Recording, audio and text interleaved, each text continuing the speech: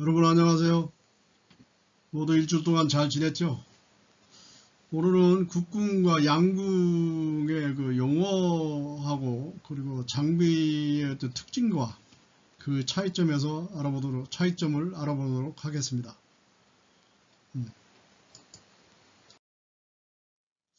이것은 그 국궁의 총본산인 대한궁도협회와 대한양궁협회를 관장하고 있는 양궁, 그러니까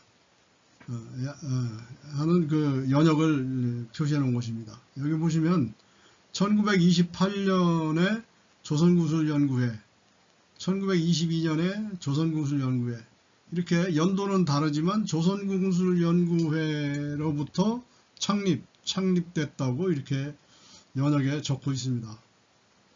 자, 그런데 이상한 것은 1928년과 22년 이 시기는 어떤 때입니까?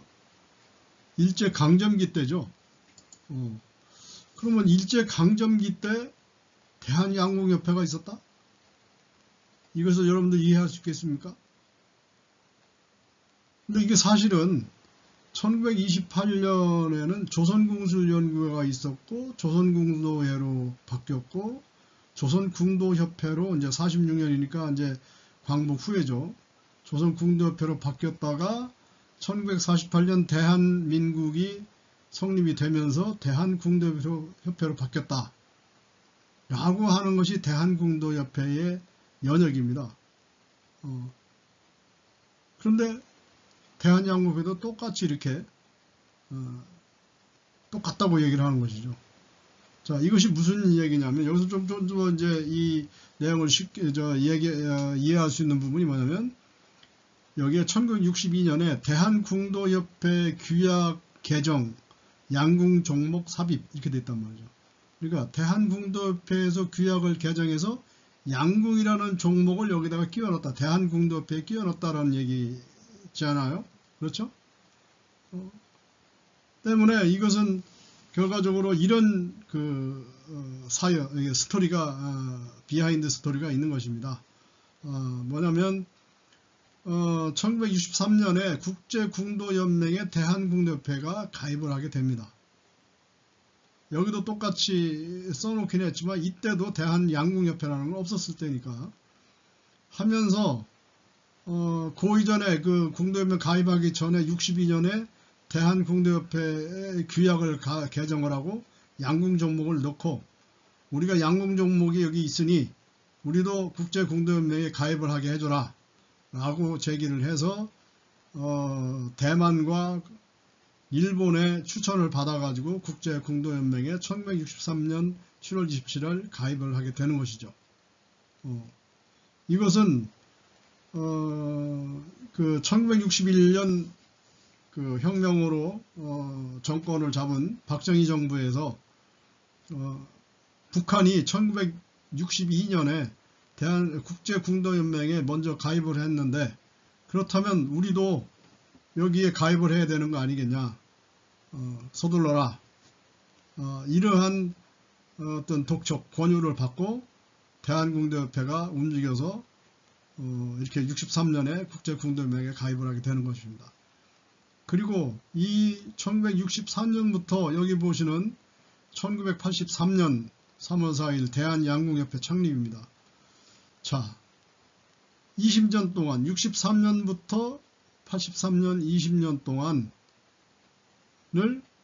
그러니까 대한양궁협회는 1983년에 생겼으니까 국제궁도연맹에 가입해서 양궁분과를 대한궁도협회로 만들었다가 분리를 하면서 대한양궁협회가 창립이 되는 것이거든요. 그래서 20년 동안이 대한궁도협회가 대한양궁협회의 어떤 역할을 했던 것이죠. 그 역할 중에 성과라고 보면 현재 한국체육대학 교수로 있는 김진호 선수, 당시에는 경북 예천여고의 학생이었습니다.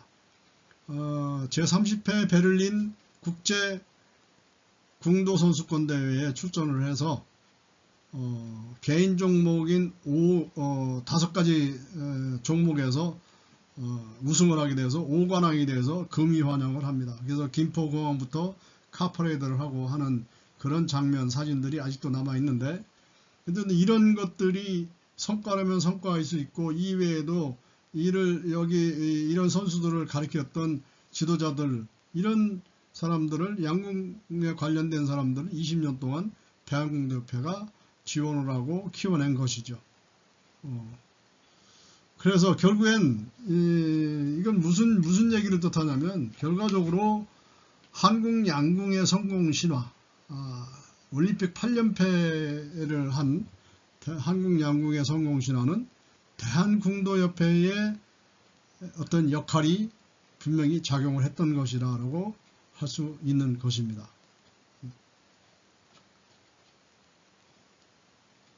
자, 그러면 우리가 양궁에 들어오게 된, 양궁이 언제부터 알려지겠냐고 하는 양궁의 역사부터 우리가 좀 보도록 하겠습니다.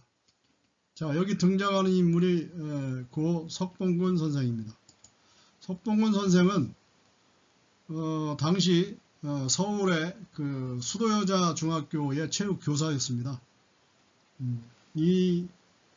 그런데 이 중앙 썬데이라고 하는 이 신문사에서 2008년 8월 17일자에 이런 양궁 한국의 시작은 줄도 없는 파란자루라는 제목의 기사를 씁니다.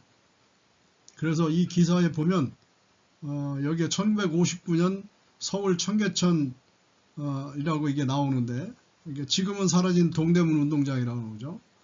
그래서 여기에 이 주변에는, 동대문 운동장 주변에는 고물상이라든지 헌 책방이라든지 그리고 운동용품 가게들이 이렇게 많이 있었습니다.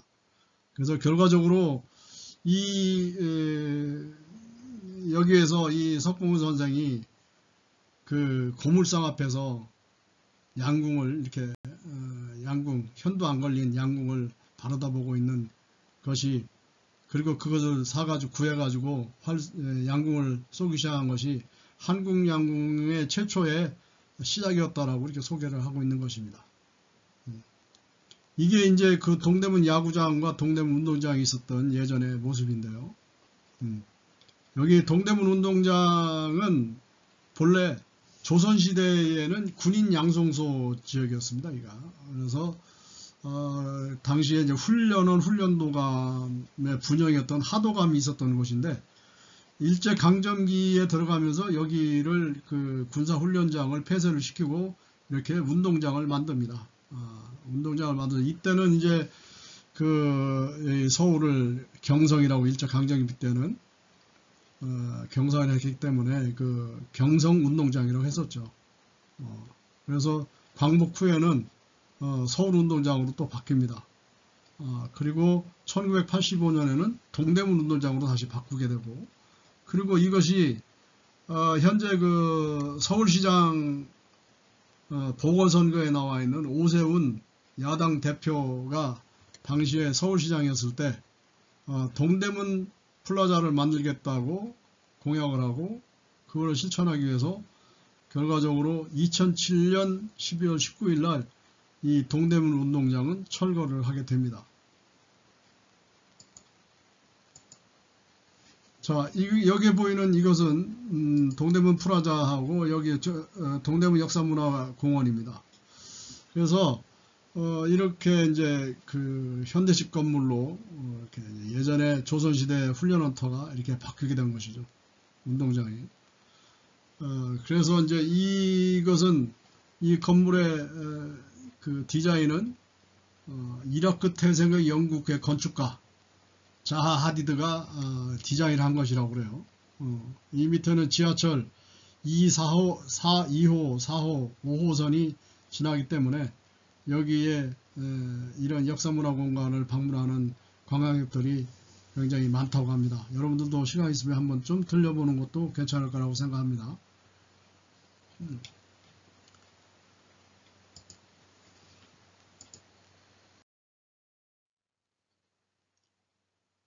자, 이것은 제24회 1988 서울올림픽부터 시작해서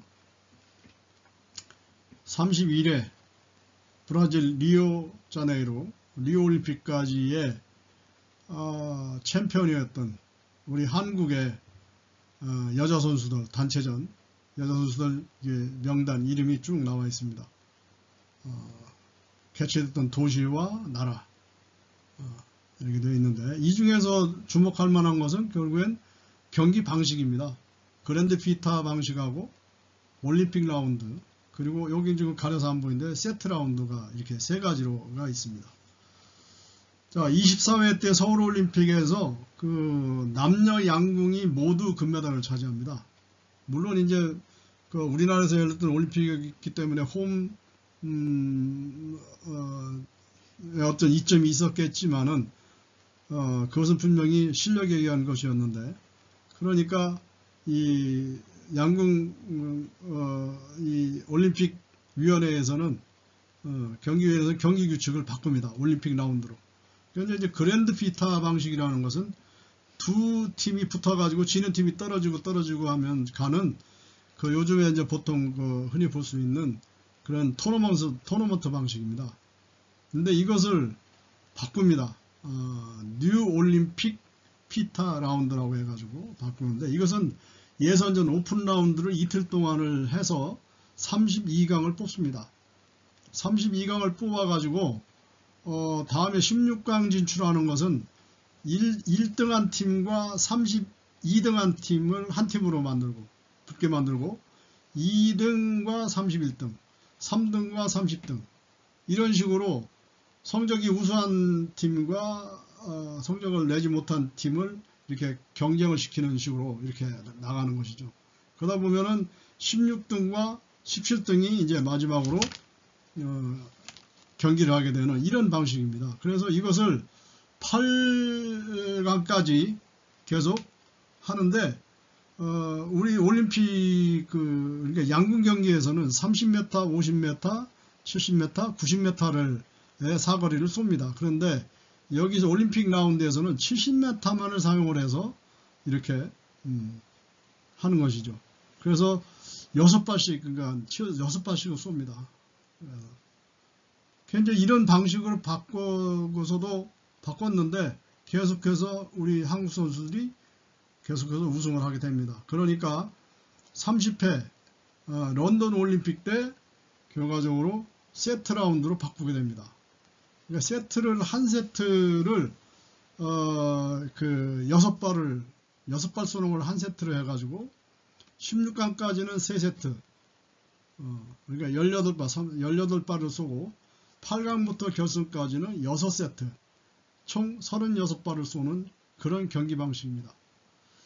자, 이와 같이 이렇게 경기 방식을 바꾼 것은 무엇일까요? 이것은 순전히 한국을 견제하기 목적이었습니다. 그럼에도 불구하고 계속해서 우리의 여자 단체는 계속해서 우승을 하게 됩니다. 그런데 이런 그 한국 양궁은 작년에 도쿄 올림픽이 이제 열리지 않음으로써 지금 수년되긴 했지만 8회, 그러니까 4년씩 올림픽이 열린다고 치면 32년 동안 챔피언을 하고 있는 것이죠. 이런 것은 아마 세계 양궁 역사상 전무후무한 어떤 기록이라고 볼 수 있을 것입니다.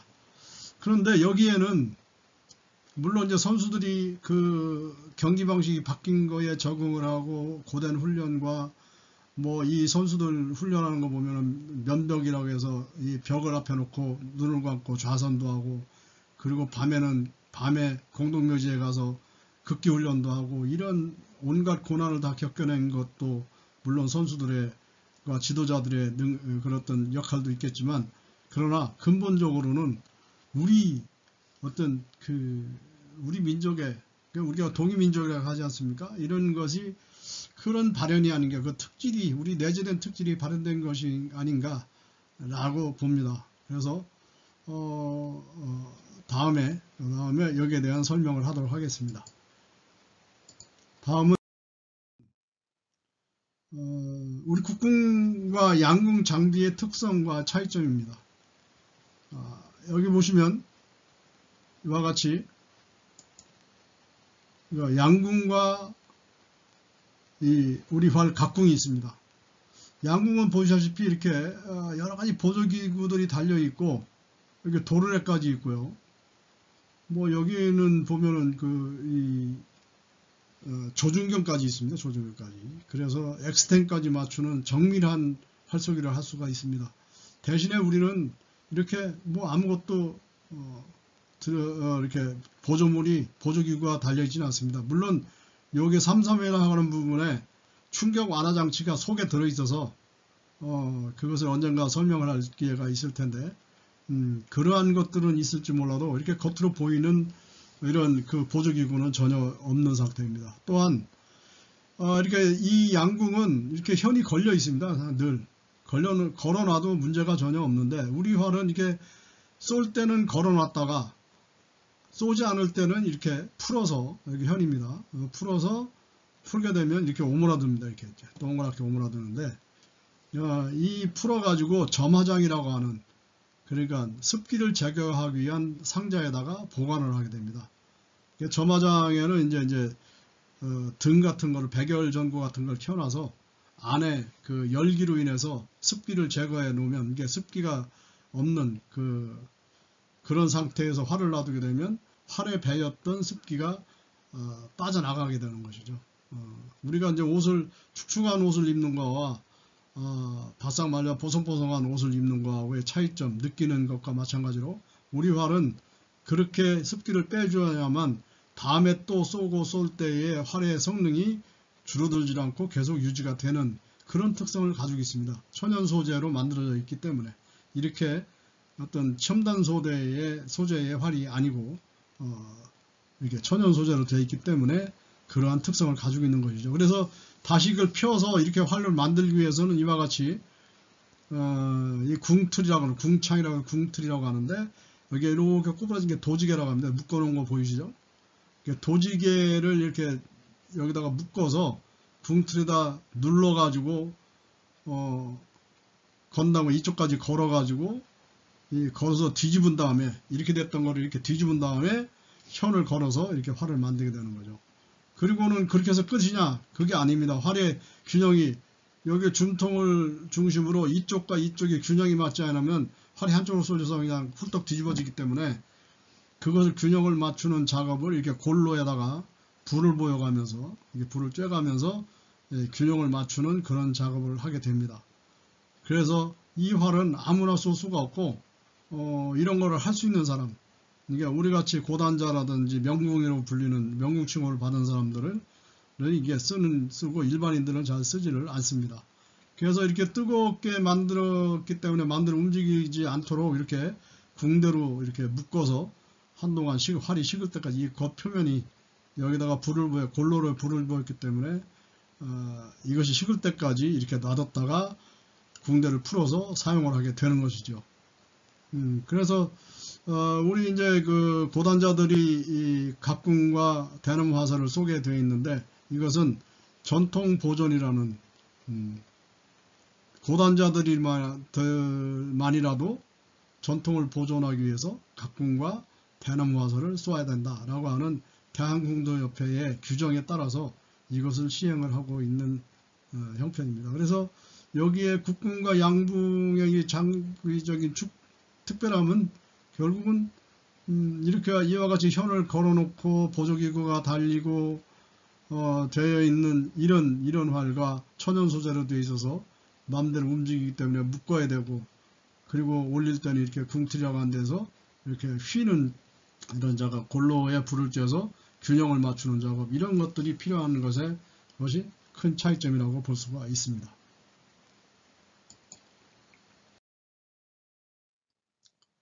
다음은 국궁과 양궁의 차이에서 우선은 첫 번째가 보이는 것이 이렇게 당기입니다. 당김. 여기와 이게 지금 사진이 가려 있는데 이게 지금 나입니다. 이게 지금 깍지손이라고 하는데 깍지손 이렇게 활을 당긴 이 손이 어디까지 와 있습니까? 어깨 끝까지 와 있죠. 여기는 어디 와 있습니까? 이렇게 코앞에까지 와 있죠. 이게 당김의 차이가 있습니다. 그리고 주먹이 직선으로 뻗어 있는 것 하면 이렇게 주먹이 위로 올라가 있죠. 여기도 보면 이렇게 주먹이 위로 올라가 있고 귀 뒤로 넘어오는데 여기 요 앞에 화살이 남아서 더 당길 겁니다. 이건. 그래서 여기도 보면은 이렇게 주먹이 높고 이렇게 당기고 이런 당김의 차이. 그러니까 많이 들어서 많이 당기는 것은 어떤 게 유리하냐면 멀리 보내는데 유리합니다. 그래서 멀리 보낸다는 것은 활쏘기의 기본적인 목적이 전쟁 무기로서도 가장 멀리 보낼 수 있어야만 적이 접근을 못하게 만드는 것이죠. 화살이 떨어지는 데까지는 적군이 들어올 수가 없기 때문에 최대한 멀리 보내는 우리가 그 활쏘기를 했다면 양궁은 그게 아니라 주먹이 낮고 코앞까지만 당겨서 가까운 거리에 이렇게 노란 점이 이게 10점짜리인데 여기 X10 가운데 또 하나 작은 노란 원까지 맞추는 예전에 그 올림픽에서 우리 그 어떤 선수가 여기 정중앙을 맞춰서 여기에 이제 카메라가 렌즈가 여기 있는데 렌즈를 깨는 그런 것도 봤지 않습니까? 이제 그런 예도 있었는데 결과적으로 이렇게 세밀하게 쏠 수 있는 조건을 가진 것이 양궁인데 그것은 이렇게 조금 당겨서 이렇게 당김의 차이가 있는 것이죠. 그 다음에는 뭐냐면 관역이죠.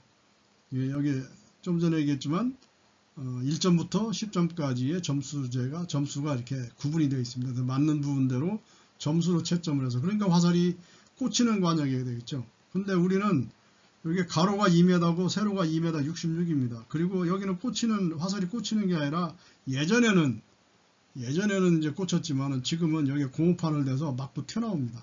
그래서 어디 귀퉁이라도 막부 튀어나와서 이 바닥에 떨어지는데 이 관역 뒤에 보면은 1m 뒤쪽에 이게 줄이 쳐 있습니다. 그래서 낙전선이라고 해서 근데 그 줄의 이 앞쪽 줄 앞쪽에 촉이 있고 그 화살대가 줄에 걸려서 깃이 줄 너머에 있다고 했을 때는 그것은 관중으로 보고 맞은 걸로 보고 맞고 튀어서 떨어졌을 때 거기 있는 경우에 말입니다. 그리고 맞고 튀었는데 떨어진 자리가 화살촉이 그 줄 저 뒤쪽에 가 있고 깃이 이 안쪽으로 되어 있다면 이것은 떨어진 부분이 줄 바깥에 떨어져서 촉이 꽂히니까 촉이 먼저 떨어지니까 무거워서 그 떨어진 지점이 줄 밖이기 때문에 이것은 맞지 않은 것입니다. 맞아서 뛰었다고 해도 뒤로 날아가 떨어져 있는 것은 맞았다고 보지는 않는 것, 판정을 하지 않는 것입니다. 그런 차이가 있죠. 그 다음에는 이렇게 그립을 끼고 있는데 지금 요거는 이제 여기는 지금 이게 이제 컴파운드 보호고 컴파운드 보호에 이 당길 때 보조기구입니다. 이렇게. 근데 이제 이제 우리는 이제 이런 깍지를 쓰고 있는데 당기는 걸 쓰지만 우리는 이렇게 숫깍지하고 암깍지라는 이걸 엄지손가락에 끼겨서 쓰는 거죠. 여기는 보면은 검지와 중지로 혀를 당기는 대신에 우리는 엄지손가락에 깍지를 끼고 이 깍지를 끼고 그리고 엄지손가락으로 당길 때 이렇게 엄지손가락 당기는데 이 검지로 도와주는 거죠. 이것이 부족하면 이렇게 요 장지까지 중지까지 이렇게 해서 당기는 이런 그 형식의 차이도 국궁과 양궁의 차이라고 볼 수가 있습니다. 또 하나 있습니다. 자, 여기 하나 보면 이렇게 서는 자세가 이렇게 양쪽 발이 옆으로 완전히 돌아선 것입니다. 이렇게. 자, 그런데 우리 활은 어떻습니까? 우리 활 쏘기는 이렇게 앞을 마주 보는 것이죠. 돌아서는 것과 마주 보는 것. 양궁은 철저하게 돌아서서 쏘고 우리 활은 관역을 앞으로 딱 버티면서 쏘고 하는 이런 서는 자세, 활 쏘는 자세에서도 양궁과 국궁은 차이가 있는 것입니다.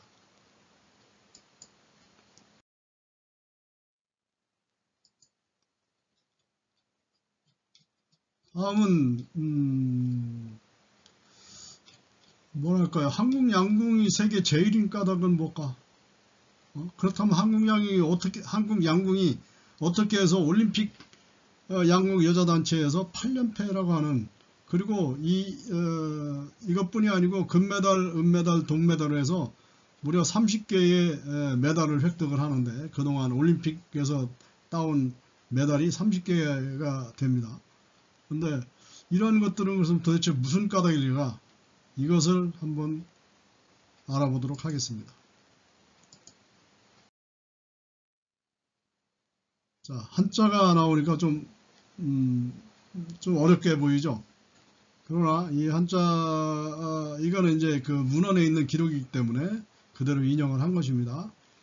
여기 보면 이게 이제 후한 시대에, 한인데 이제 한나라의 다음, 한나라가 있고 나서 우리가 이제 고구려 신라 백제 다음에 후백제, 후고구려 이렇게 얘기했던 거와 마찬가지로 후한 시대에 허실이라는 사람이 있었는데, 이 사람이 그 자전, 그러니까 이제 글자 사전입니다.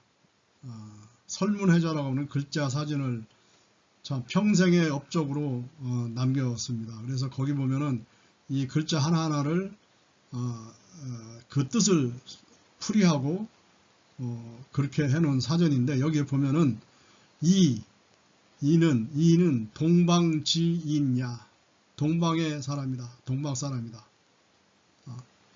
사람이라겠죠. 근데 그런데 여기는 남만, 종충이다. 남만은 남쪽의 만이라고 하는, 남쪽의 만은 충은 뭔게 이 벌레 충자거든요. 벌레와 같다. 벌레와 같이 보잘것없고 하잘것없는 민족이다.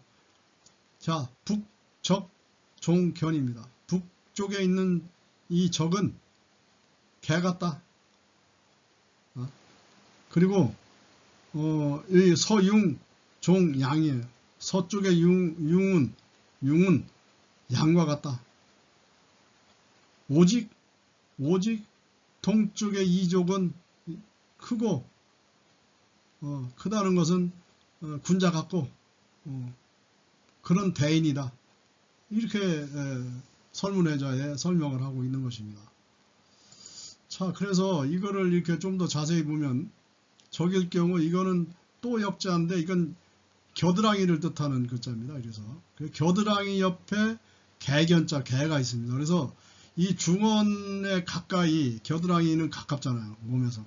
가까이 있는 개 같은 민족이다. 우리를 항시 후시탐탐 우리를 침략하기 위해서 노리고 있는 개 같은 민족이다. 적이다. 그랬고, 그 다음에 이 융은 요게 창을 뜻하는 창과자입니다. 그리고 요것은 갑옷을 뜻하는 글자입니다. 그래서 창과 갑옷으로 무장한 사나운 민족이다. 이게 사나울 융자로 쓰입니다. 이게 서쪽은 그렇고, 다음에 이 남자는, 남만은 충입니다.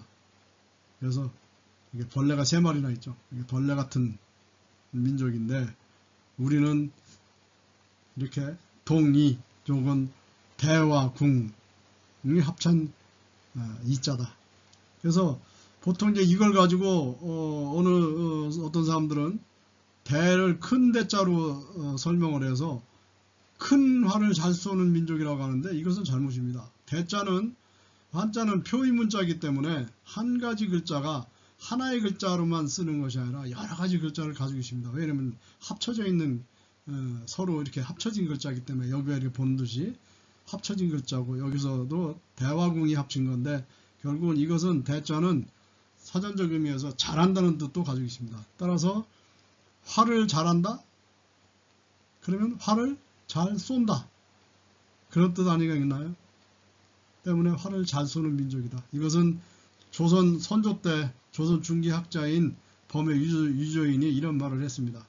한민족을 동이라 불렀던 이자는 대궁을 뜻하기 때문에 활쏘기를 잘한다. 우리 민족은 활쏘기를 잘한다. 이게 이제 안 보이는데, 이렇게 얘기를 했던 것입니다. 그래서 결국엔 대궁 이는 활을 잘 쏘는 민족이다 라고 이렇게 해석을 해야 됩니다. 따라서 여기 보면은 동이의 어떤 게 활 잘 쏘는 민족의 우리 특징이 계속 이 양궁에도 접목이 그대로 돼서 우리가 올림픽 8연패라는 그런 전무후무한 성적을 내고 있는 거 아닌가라는 생각을 하게 됩니다.